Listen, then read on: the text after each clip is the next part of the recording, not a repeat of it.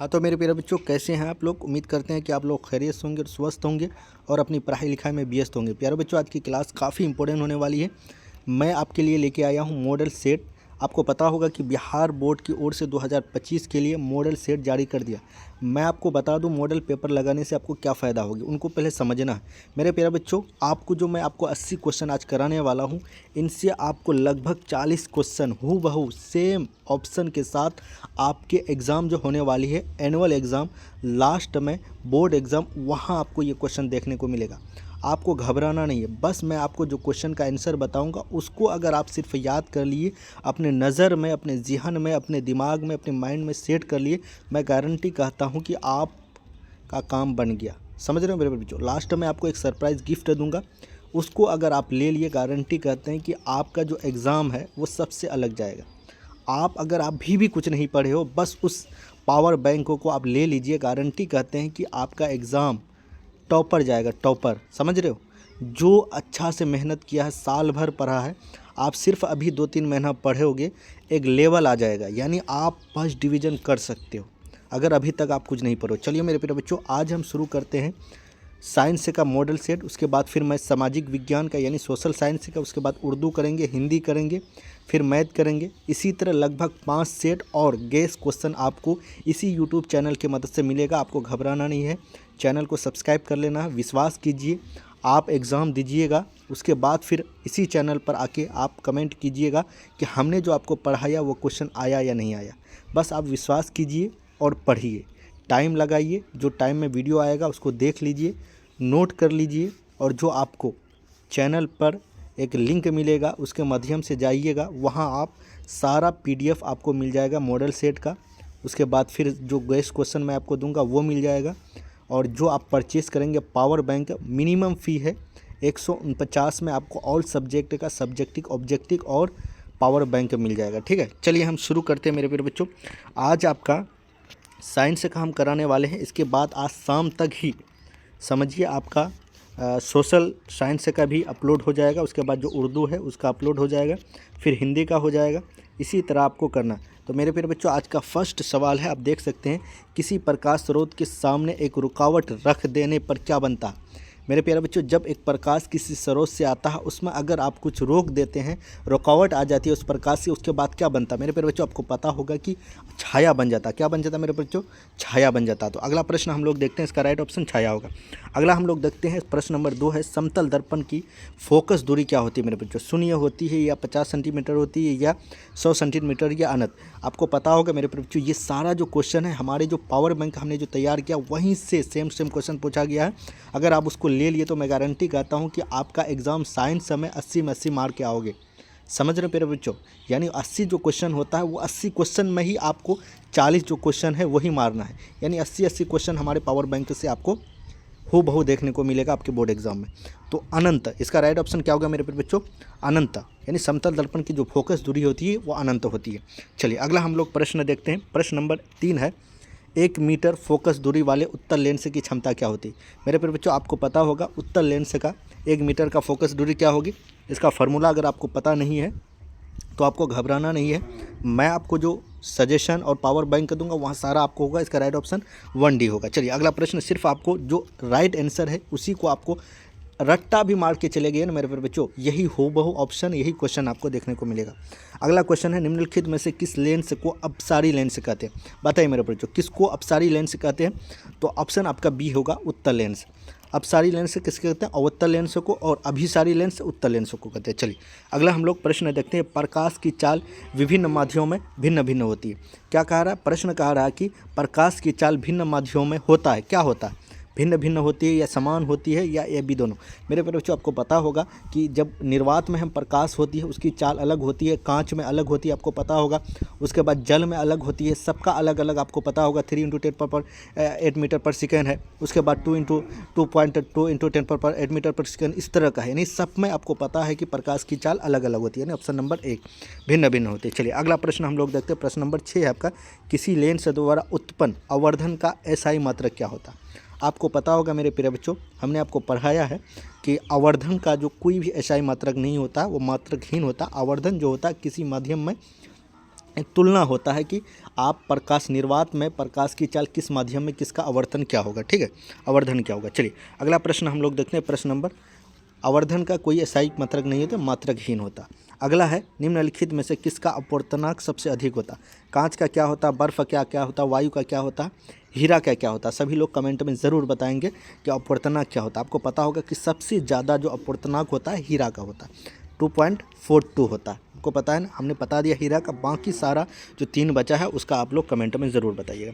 अगला है मेरे बच्चों, एक अभिसारी लेंस बनता, बताइए एक अभारी लेंस बनाता है, एक अभिसारी लेंस बनाता, क्या बनाता है।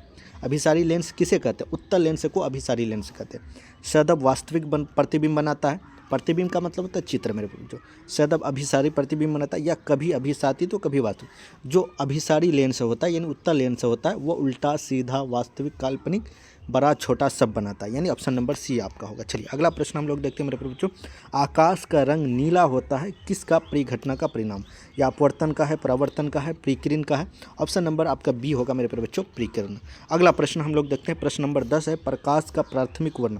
प्रकाश का प्राथमिक वर्ण क्या है मेरे बच्चों, लाल, हरा और नीला। क्या है, आर, लाल से रेड, उसके बाद हरा जी, उसके बाद नीला वाई, ठीक है मेरे बच्चों, इस तरह याद रखना, यानी लाल, हरा, नीला, इनमें से सभी डी। अगला प्रश्न हम लोग देखते हैं। प्रश्न नंबर 11वां देखते हैं। विविध संख्या में प्रकाश का शुक्रवाही कोशिका कहाँ होती है, कॉर्निया में होती है, या पुतली में होती है, या रेटिना। ऑप्शन नंबर आपका सी, रेटिना में होती है। कहाँ होती है मेरे बच्चों, रेटिना में। चलिए अगला प्रश्न हम लोग देखते हैं। प्रश्न नंबर 12वां देखते हैं। दूरदृष्टि दोष के उपचार के लिए किस लेंस का उपयोग होता है, बताइए। दूरदृष्टि उपचार के लिए किस लेंस का उपयोग होता है मेरे बच्चों, उत्तल लेंस। किस लेंस का, उत्तल लेंस से। चलिए अगला प्रश्न हम लोग देखते हैं। मानव नेत्र के लिए दृष्टि का अस्तित्व होता है, मानव नेत्र की दृष्टि का अस्तित्व क्या होता है। ऑप्शन नंबर सी होता है 1/16 सेकेंड। इसको, ये जो जितना प्रश्न हम करा रहे हैं इनमें से समझिए कि 40% गारंटी है कि यहीं से आपको क्वेश्चन देखने को मिलेगा। इसीलिए आपको ध्यान लगा के देखना है, मन लगा के पढ़ना है। अभी आपको दिसंबर से लेकर जनवरी तक आपको कोई भी ज़्यादा टेंशन नहीं लेना।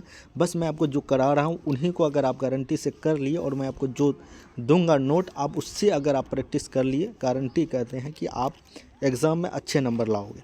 चलिए अगला प्रश्न हम लोग देखते हैं मेरे बच्चों। निम्नलिखित में कौन सा मात्रक वाट के बराबर होता है, निम्नलिखित में कौन सा मात्रक वाट का बराबर होता है मेरे बच्चों, मैंने आपको पढ़ाया है। Option number B, joule per second. चलिए अगला प्रश्न हम लोग देखते हैं। उसके बाद लिखा हुआ है मेरे बच्चों, 1 किलोवाट घंटा बराबर होता है, क्या होता है मेरे बच्चों, 1 किलोवाट घंटा बराबर। ऑप्शन नंबर सी होता है 1 यूनिट। चलिए अगला प्रश्न हम लोग देखते हैं। प्रश्न नंबर है, विद्युत शक्ति का एसआई मात्रक क्या होता है। विद्युत शक्ति का एसआई मात्रक क्या होता है, वोल्ट होता है, या जूल होता है, या न्यूटन होता है, या वाट होता है। ऑप्शन नंबर बी, वाट। न्यूटन किसका एसआई मात्रक है, जूल किसका मात्रक है, वोल्ट किसका है, इसको कमेंट में ज़रूर आप लोग बताइए। चलिए अगला प्रश्न हम लोग बताते हैं, देखते हैं। 17 1 किलो बराबर होता है, 1 किलोवाट बराबर होता है मेरे बच्चों, क्या होगा। ऑप्शन नंबर आपका सी होगा। यहाँ आपको देखिए पॉइंट, यहाँ 36 इंटू सेम दिया हुआ है 10⁻6 जूल। यहाँ क्या हुआ 3 इंटू 6 यानी 3.6 होगा इंटू तब, यहाँ 36 है, थोड़ा सा मिस्टेक हुआ, दुर्घटना घटा, समझ रहे हैं मेरे बच्चों। Option number C. तो चलिए अगला प्रश्न हम लोग देखते हैं। प्रश्न नंबर आपका 8 है, दाएँ हाथ के अंगूठे के नियम किसके प्रतिपादन है। दाएँ हाथ के अंगूठे के नियम किसके प्रतिपादन है। ऑप्शन नंबर आपका मैक्सवेल, किसका है, मैक्सवेल। चलिए अगला प्रश्न हम लोग देखते हैं। विद्युत फ्यूज विद्युत धारा के किस सिद्धांतों को कार्य, जो विद्युत फ्यूज होता है, जब आप अपने बोर्ड में एक फ्यूज लगाती हो, वो किसका धारक होता है मेरे प्यारे बच्चों, चुंबकीय होता है, या रासायनिक होता है, या उसमें होता है, इनमें से कोई। आपको पता होगा जब क्या होता है, किसी तरह का आपके बिजली का क्या होता है, ज़्यादा लोड वगैरह हो जाता है, तो आपका क्या होता है, फ्यूज पिघल के जल जाता है, ताकि आपका जो और कहीं कुछ दिक्कत होने वाली है वो रुक जाता है। अगर फ्यूज जल्दी नहीं जलेगा तो उसमें होके अगर नहीं जलेगा तो क्या होगा, तो होता है कि आगे ख़तरा भी हो सकती है। इसका क्या है, उष्मा के कारण, यानी विद्युत फ्यूज धारा के किसे दिए, उष्मा के, गर्म होकर पिघल जाता है, समझ रहे हैं मेरे बच्चों। अगला है क्वेश्चन नंबर 20 है, 1 मीटर एम्पियर क्या होगा। ऑप्शन नंबर सी होगा, ऑप्शन नंबर सी 10⁻³ एम्पियर। चलिए अगला प्रश्न हम लोग देखते हैं। प्रतिरोध का मान बढ़ने के लिए प्रतिरोध को जोड़ा जाता है। प्रतिरोध का मान बढ़ने के लिए प्रतिरोधकों को जोड़ा जाता है। अगर मान बढ़ाना तो मेरे बच्चों ऑप्शन नंबर ए श्रेणी क्रम में, अगर मान घटाना है तो पार्श्वर क्रम में, समझ रहे। चलिए अगला प्रश्न हम लोग देखते हैं। प्रश्न नंबर 22 है, इलेक्ट्रिक हीटर की कुंडली बनाने में किस पदार्थ का प्रयोग किया जाता है? किस पदार्थ का प्रयोग किया जाता है? Option number C nichrome. किस पदार्थ का? नाइक्रोम का। बस आपको याद रखना, मैं जो बोल रहा हूँ गौर से सुनिए बस। इलेक्ट्रिक हीटर की कुंडली बनाने के लिए किस पदार्थ का प्रयोग किया जाता है? नाइक्रोम का। चलिए अगला प्रश्न हम लोग देखते हैं। प्रश्न नंबर 23 है, निम्नलिखित में से कौन ग्लोबल वार्मिंग के लिए उत्तरदायी है? यानी ग्लोबल वार्मिंग, जो पृथ्वी में हीट हो रहा है, प्रदूषण बढ़ रहा है, ग्लोबल वार्मिंग यानी जिसके वजह से तापमान बढ़ रहा है, टेम्परेचर बढ़ रहा है, वो किसका उत्तरदायी? ऑप्शन नंबर डी आपका CO2, कार्बन डाइऑक्साइड। अगला प्रश्न है, इनमें से कौन जीवाश्म ईंधन है? इनमें से कौन जीवाश्म ईंधन है? Option number A petroleum, option number B प्राकृतिक गैस, ऑप्शन नंबर सी कोयला, ऑप्शन नंबर डी उपयुक्त में सभी। तो आपको पता होगा पेट्रोलियम, प्राकृतिक गैस, कोयला, इनमें से सभी जितना भी है ऑप्शन नंबर डी होगा, ये जीवाश्म ईंधन होगा। चलिए अगला प्रश्न हम लोग देखते हैं, सूर्य तथा अन्य तारों द्वारा उत्सर्जित विशाल ऊर्जा का स्रोत क्या है? सूर्य तथा अन्य तारों द्वारा उत्सर्जित विशाल ऊर्जा का स्रोत क्या? ऑप्शन नंबर बी है नाभिकीय संयलन। क्या होगा मेरे प्यारे बच्चों? नाभिकीय संयलन। अगला प्रश्न है, टेहरी बांध निर्माण का उद्देश्य क्या? मेरे प्यारे बच्चों इसका आप लोग उत्तर दीजिए, क्या होगा? टेहरी बांध निर्माण का उद्देश्य क्या होगा? भूमि सिंचाई का या बिजली उत्पादन? यानी जब भी कोई डैम बनाया जाता है, कोई बांध बनाया जाता है मेरे प्यारे बच्चों, उससे क्या होता है? सिंचाई के लिए भी बनाया जाता है, और बांध बाढ़ वगैरह को नियंत्रण करने के लिए बनाया जाता है, बिजली उससे उत्पादन हो, जल की जहाँ कमी हो नहरों द्वारा या वहाँ से पाइपलाइन बिछा के भेजा जाता है। यानी ऑप्शन नंबर डी आपका इनमें से सभी। समझ में आ गया? अगला प्रश्न है, खिलौने में किस सेल का उपयोग किया जाता है? यानी जो खिलौना होता है खेलने बच्चे वगैरह का, उसमें किस सेल का यानी बैटरी का उपयोग किया जाता है? ऑप्शन नंबर मतलब किससे? सुख सेल का। चलिए अगला प्रश्न हम लोग देखते हैं, जल में विद्युत अपघटन में कैथोड पर कौन सी गैस मुक्त होता है? एनोड पर ऑक्सीजन होता है, कैथोड पर हाइड्रोजन होता है। कैथोड पूछ रहा है तो कौन सा गैस मुक्त होती है? ऑप्शन नंबर हाइड्रोजन होता है, ऑप्शन नंबर सी। अगर एनोड पूछता तो मेरे बच्चों क्या बताते? ऑक्सीजन। चलिए अगला प्रश्न हम लोग देखते हैं, नीचे दी गई अभिक्रिया के संबंध में कौन सा कथन सत्य है?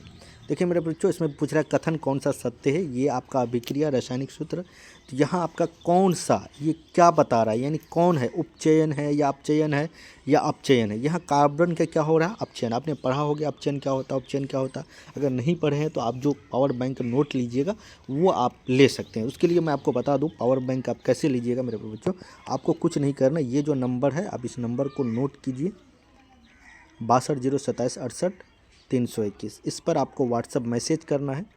मैसेज करने के बाद आप बोलिएगा कि हमको पावर बैंक चाहिए, आपको हमारी टीम आपको दिलवा देगी। उसके लिए मात्र 149 रुपया में आपका सारा नोट मिल जाएगा। 149 में आपको सामाजिक विज्ञान का हिस्ट्री, ज्योग्राफी, पॉलिटिकल, इकोनॉमिक्स, आपदा प्रबंधन वाला जो सब्जेक्ट होता है वो मिल जाएगा। उसके बाद उर्दू मिल जाएगा, हिंदी मिल जाएगा, उसके बाद साइंस का तीनों सब्जेक्ट का मिल जाएगा, उसका मैथ का ऑब्जेक्टिव MCQ मिल जाएगा और सजेशन क्वेश्चन मिल जाएगा। ये सारा चीज़ आपको 149 में मिल जाएगा। उससे आप बेहतर तैयारी कीजिए, बेहतर रिजल्ट लाइए, बस अपना घर में अपने माँ बाप का नाम रोशन कीजिए। बस उसके बाद एग्ज़ाम दे के आइएगा, आप बोलिएगा कि सर आपने जो हमें पावर बैंक दिया उनसे क्वेश्चन फंसा या नहीं। आप एग्ज़ाम हॉल में ही आपको हमारी याद आने लगेगी कि हमने जो लिया वो काम आ गया। समझ रहे मेरे बच्चों? मात्र 149 रुपया में आपको मिलेगा। नंबर आप नोट कर लीजिए, 6207868321। ये नंबर में आपको मिल जाएगा। इसका डिस्क्रिप्शन बॉक्स पर भी आपको नंबर दे देंगे और कमेंट बॉक्स पर पिन अप भी कर देंगे। चलिए अगला प्रश्न, इसका ऑप्शन नंबर सी होगा, कार्बन का उपचयनित। चलिए अगला प्रश्न हम लोग देखते हैं। प्रश्न नंबर आपका मेरे बच्चों क्या है? प्रश्न नंबर आपका 30 नंबर है, जस्ता तथा तनु हाइड्रोक्लोरिक अम्ल की अभिक्रिया के फलस्वरूप निम्न में से कौन सा गैस बनता? बताइए मेरे बच्चों, जस्ता और तनु हाइड्रोक्लोरिक अम्ल की अभिक्रिया से फलस्वरूप निम्न में से कौन सा गैस बनता? Option number B hydrogen. क्या बनता है? मैं तो हाइड्रोजन। चलिए अगला प्रश्न हम लोग देखते हैं, निम्नलिखित में से कौन चूना जल की दुधिया बनाता है? यानी जो चूना जल को है दुधिया बनाता है, कौन होता है मेरे बच्चों? Carbon dioxide. चलिए अगला प्रश्न हम लोग देखते हैं। प्रश्न नंबर आपका 32 है, निम्नलिखित में से कौन बुझा हुआ चूना है? बुझा हुआ चूना कौन है? एक होता है बुझा हुआ चूना, एक होता है कली चूना, एक होता है चूना। तो कौन होगा बुझा हुआ चूना मेरे प्रिय बच्चों? इसमें CaHO2। तो ये आपको पता होगा बुझा हुआ का चूना का ये सूत्र है। ठीक है मेरे बच्चों। चलिए अगला प्रश्न हम लोग देखते हैं।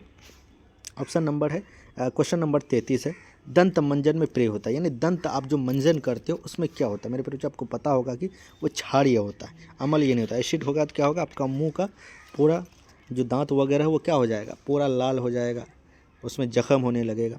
नींबू में कौन सा अमल होता है मेरे पर, तो नींबू में कौन सा अमल होता है, सेप्टिक अमल होता है। लैक्टिक अमल किस में पाया जाता है, फर्मिक अमल किस में पाया जाता है, एसिटिक अमल किस में पाया जाता है, बताइए। फर्मिक अमल किस में पाया जाता है, चूटी वगैरह का डंक में पाया जाता है। लैक्टिक अमल किस में पाया जाता है, आप बताइए। एसिटिक अमल किस में पाया जाता है, वो आपको कमेंट में बताना। चलिए अगला प्रश्न है मेरे प्यारे बच्चों, मिल्क ऑफ मैग्नीशियम का पीएच मान। जितना मेरे पावर बैंक में ये सारा क्वेश्चन दे रहा हुआ हो बहू आपके मॉडल पेपर में भी बिहार बोर्ड डाले हैं, समझ रहे हो मेरे बच्चों। बस आपको टेंशन नहीं लेना, आप लीजिए आपका बेड़ा पार। तो आप मिल्क ऑफ मैग्नीशियम का पीएच मान ऑप्शन नंबर डी होता है 10.5 होता है। चलिए अगला प्रश्न हम लोग देखते हैं मेरे बच्चों, जस्ता का अयस्क है, जस्ता का कौन सा अयस्क है मेरे बच्चों, बॉक्साइट है या सोडियम क्लोराइड है या सिनेवार है या zinc blende, option number D zinc blende. अगला प्रश्न हम लोग देखते हैं, धातु जो सिर्फ अम्ल राज में घुलता है, बताइए। जो धातु होता है वो अम्ल राज में घुलता है, कौन सा मेरे बच्चों, बताइए। ऑप्शन नंबर सी है एयू। एयू क्या होता है, सोना मेरे बच्चों। चलिए अगला प्रश्न हम लोग देखते हैं, प्रश्न नंबर कहाँ थे मेरे बच्चों, अब लोग थोड़ा सा वेट कीजिए। हम लोग लगभग 35 क्वेश्चन देख चुके हैं, 36 क्वेश्चन भी कर चुके हैं, 37 भी कर चुके हैं। अब है मेरी बारी 38 क्वेश्चन मेरे बच्चों। लगभग हम लोग 50% क्वेश्चन कर चुके हैं। आपको पता होगा कि 80 क्वेश्चन पूछा जाता है आपके ऑब्जेक्टिव में, उनमें से आपको 40 ही सिर्फ बनाना है, समझ रहे हैं। और 20 नंबर आपके क्या होते हैं, एग्ज़ाम में आपके प्रैक्टिकल होते हैं, आपके जो स्कूल होते हैं वही होंगे, समझ रहे बात। और बाकी जो 40 नंबर है वो सब्जेक्टिव होते हैं। निम्नलिखित में से कौन आयनिक यौगिक नहीं है, कौन आयनिक यौगिक नहीं है मेरे प्यारे बच्चों, इसके बताइए। निम्नलिखित में से कौन आयनिक यौगिक नहीं है, ऑप्शन नंबर आपका डी होगा, आयनिक यौगिक नहीं। चलिए अगला प्रश्न हम लोग देखते हैं। थोड़ा बहुत इसमें आपका कन्फ्यूजन है, घबराना नहीं, जो भी राइट ऑप्शन होगा मैं कमेंट में इसका बता दूँ। चलिए अगला प्रश्न है ऑप्शन नंबर डी, इसका मान के चलिए। हीलियम गैस क्या होता है, सक्रिय होता है या उदासीन होता है या अक्रिय होता है। आपको पता होगा कि हीलियम गैस क्या होता है, अक्रिय होता है, सक्रिय नहीं होता, अक्रिय होता है। चलिए अगला प्रश्न नंबर, ऑप्शन नंबर किसका, बी है। अगला प्रश्न है, सबसे कठोर प्राकृतिक पदार्थ क्या, लोहा है, चांदी है, हीरा है या सोना। मेरे बच्चों सबसे कठोर प्राकृतिक पदार्थ क्या है, हीरा। चलिए अगला प्रश्न हम लोग देखते हैं।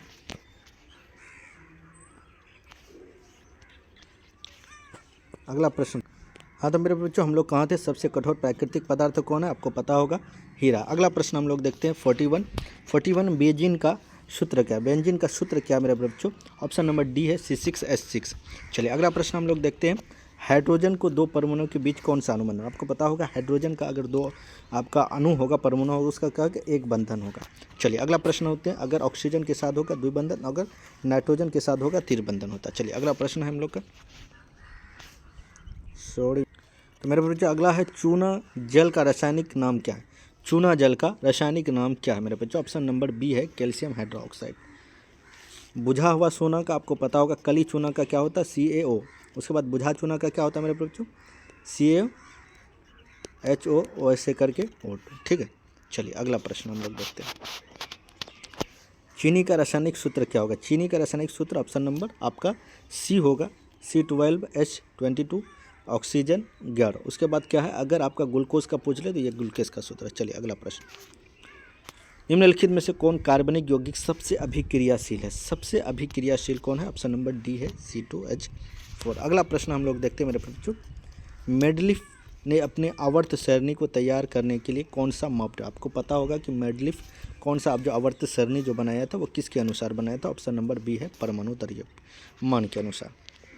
अगला है, निम्नलिखित में से कौन क्षार धातु नहीं, कौन क्षार धातु नहीं है मेरे बच्चों, तो ऑप्शन नंबर आपका ए होगा मैग्नीशियम। चलिए अगला प्रश्न है आपका, सोडियम, लिथियम, रोबियम ये सब क्या है, क्षार धातु है, कौन नहीं है तो मैग्नीशियम। निम्नलिखित में से कौन हेलोजन समूह का सदस्य, हेलोजन समूह का कौन सदस्य मेरे बच्चों, ऑप्शन नंबर सी है बेरेमी। चलिए अगला प्रश्न है ब्रोमीन, ऑप्शन नंबर है 49 का क्वेश्चन नंबर है, जिंक की परमाणु संख्या बताइए, जिंक की परमाणु संख्या क्या है ये आपको बताना है, ऑप्शन नंबर डी होगा 30। चलिए अगला प्रश्न है मेरे प्यारे बच्चों, निम्नलिखित में से कौन विद्युत ऋणात्मक है, निम्नलिखित में से कौन विद्युत ऋणात्मक है बताइए, विद्युत ऋणात्मक कौन है मेरे प्यारे बच्चों, धातु या अधातु या मिश्र धातु, ऑप्शन नंबर बी ए होगा अधातु। चलिए धातु क्या होता है ऋणात्मक और अधातु धनात्मक होता है, ऋणात्मक कौन होता है मेरे बच्चों, अधातु। चलिए अगला प्रश्न है, राजस्थान के किस ग्राम में चिपको आंदोलन के क्रम में महिला ने जान महिलाओं ने जाने दी थी? बताइए। राजस्थान के किस ग्राम में चिपको आंदोलन, आपको पता होगा कि पेड़ को बचाने के लिए जब ठेकेदार काट रहे थे, ये आपके उत्तराखंड से लेकर राजस्थान वगैरह में होता है। राजस्थान में किस पेड़ को बचाने के लिए वहाँ की महिलाओं ने अपनी जान दे दी थी? मेरे पास ऑप्शन नंबर डी, खिजरी के पेड़। ये खिजरी का पेड़ जो होता है काफ़ी इंपॉर्टेंट होता है। ये क्या होता है कि अपने जो पानी होता है ये स्टोर रखता है, समझ रहे हो, ताकि उससे पाइप डालकर भी पानी निकालता है, समझ रहे हो। जब पानी का अकाल हो जाए तो पेड़ से भी पानी आप निकाल सकते हो। ये खिजरी का पेड़ में ये सब सुविधा होती है। इसीलिए वहाँ के जो लोग थे, महिला लोग, उस पेड़ को बचाने के लिए अपनी जान भी देनी पड़ी, पर पेड़ को काटना नहीं दिया। निम्नलिखित में से किसके कारण पर्यावरण में संतुलन बिगड़ता? वन रोपण, यानी वन अगर रोपेंगे तो उससे पर्यावरण संतुलन नहीं, पर्यावरण और संतुलन होगा, बिगड़ेगा नहीं, समझ रहे हो। हरे अधिक पेड़ उगाना, अगर पेड़ हम अधिक उगाएंगे उससे क्या होगा मेरे बच्चों, और भी हमारे जो वातावरण है वो शुद्ध होगा।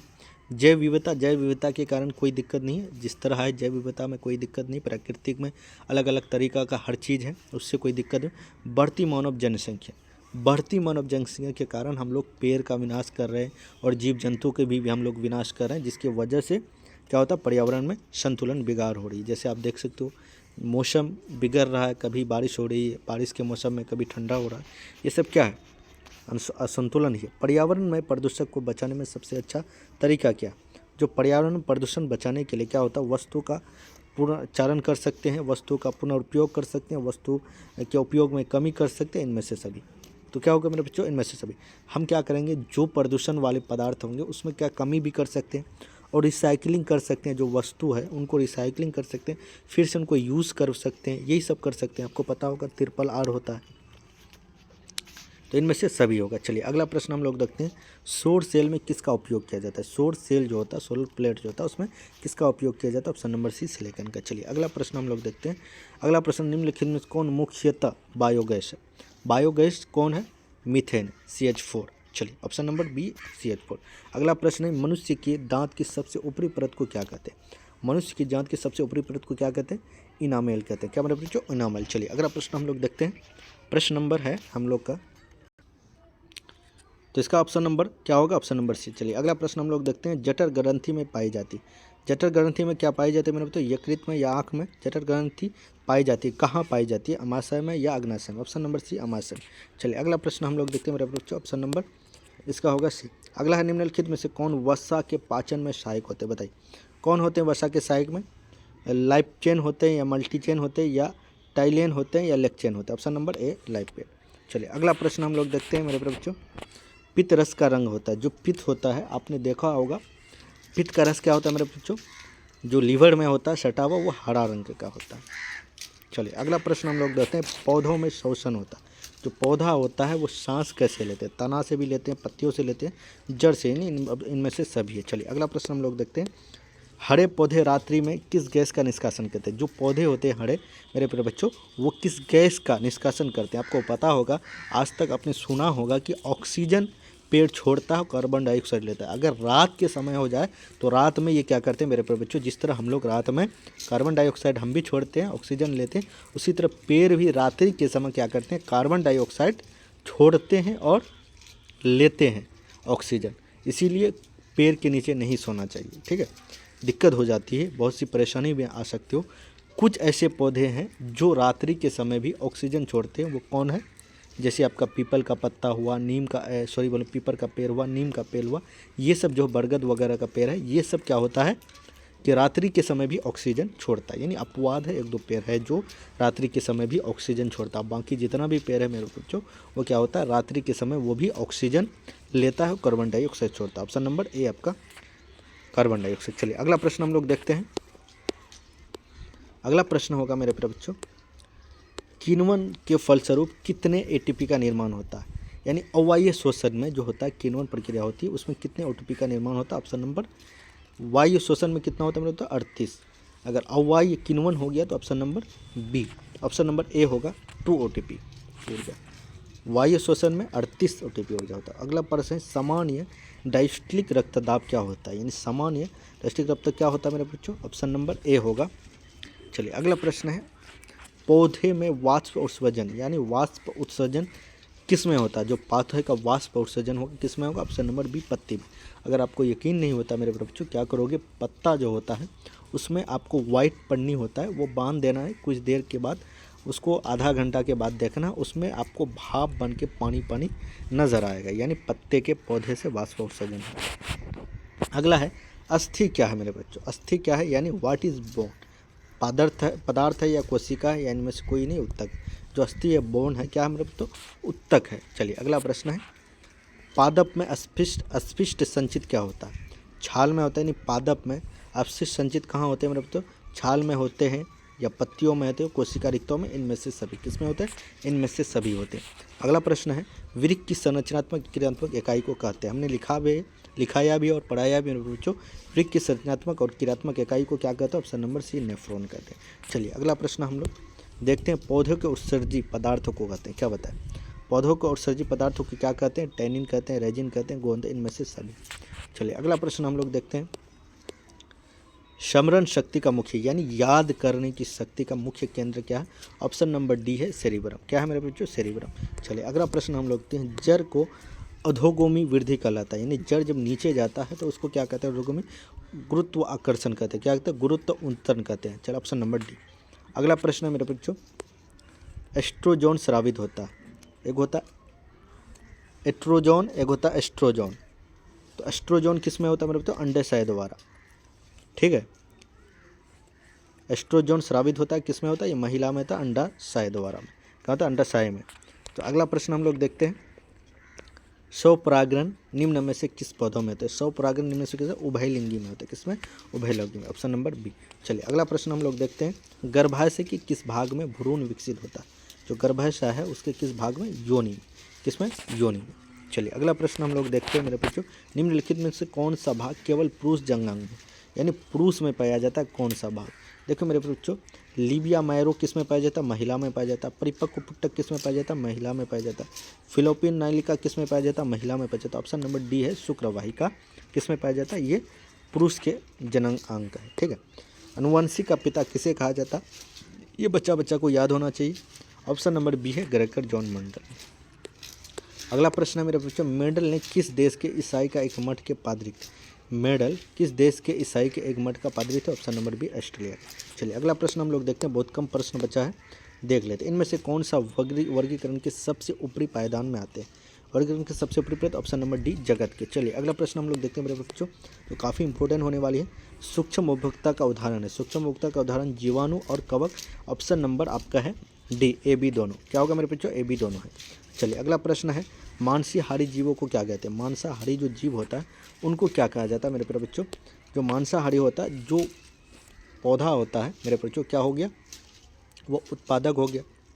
उसके बाद जो उसको क्या, पौधे को घास खाता है, जो हिरन हो गया वो प्राथमिक उपभोक्ता, और हिरन को जो खाता है वो द्वितीय उपभोक्ता हो गया, यानी ऑप्शन नंबर आपका बी हो गया, द्वितीय उपभोक्ता। और तृतीय उपभोक्ता जो मांस वगैरह खाता है उनको क्या कहते हैं?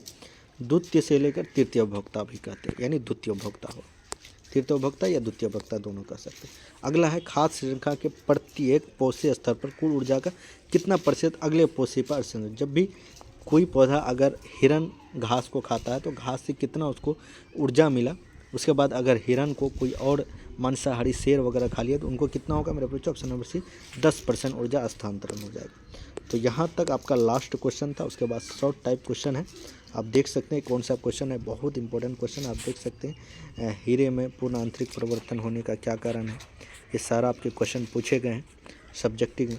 ये सारा आपको हमारे टेलीग्राम चैनल का लिंक मिलेगा, वहाँ से आप इसको मॉडल सेल को डाउनलोड करके जो भी इसमें सब्जेक्टिव क्वेश्चन है उनको बनाने की कोशिश करेंगे। और ये सारा जो है आपको हमारे पावर बैंक में इसका आंसर मिल जाएगा, वहाँ से आप इसको अच्छे से कर भी सकते हो। समझ रहे हो मेरे बच्चों? अच्छे से इनको प्रैक्टिस कर सकते हो। बार बार वीडियो को देखिए, एक बार में आपको याद नहीं होता, 3 बार देखिए। और जो नोट लिए हैं उनको अच्छे से पढ़िए। समझ रहे? जो बच्चे ले लिए हैं उनको अच्छे से पढ़ना है, ज़्यादा टेंशन नहीं लेना है, बिंदास होके माइंड फ्री होकर पढ़ना है। उम्मीद करते हैं कि आपको सारी जो इन्फॉर्मेशन आपको दिए हैं इस वीडियो पर वो समझ में आ गई होगी। तो फिर मिलते हैं नेक्स्ट क्लास पर। जय हिंद, love you, bye, take care.